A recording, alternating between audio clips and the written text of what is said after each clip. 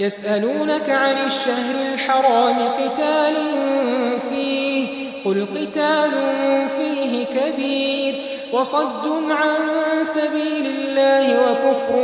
به والمسجد الحرام وإخراج أهله منه أكبر عند الله والفتنة أكبر من القتل ولا يزالون يقاتلونكم حتى يردوكم عن دينكم إن استطاعوا ومن يرتد منكم عن دينه فيمت وهو كافر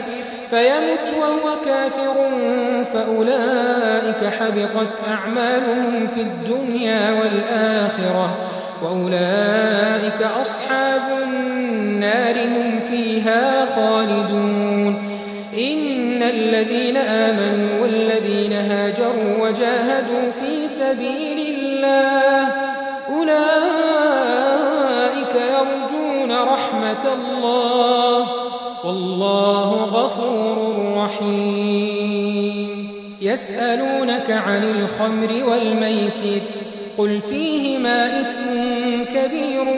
ومنافع للناس وإثمهما أكبر من نفعهما ويسألونك ماذا ينفقون قل العفو كذلك يبين الله لكم الآيات لعلكم تتفكرون في الدنيا والآخرة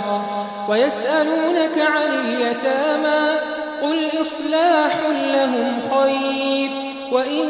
تخالطوهم فإخوانكم والله يعلم المفسد من المصلح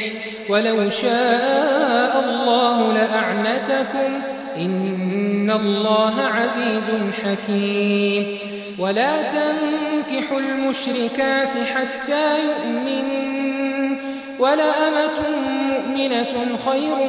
من مشركة ولو أعجبتكم ولا تنكحوا المشركين حتى يؤمنوا ولعبد مؤمن خير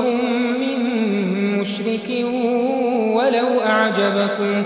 أولئك يدعون إلى النار والله يدعو إلى الجنة والمغفرة بإذنه ويبين آياته للناس لعلهم يتذكرون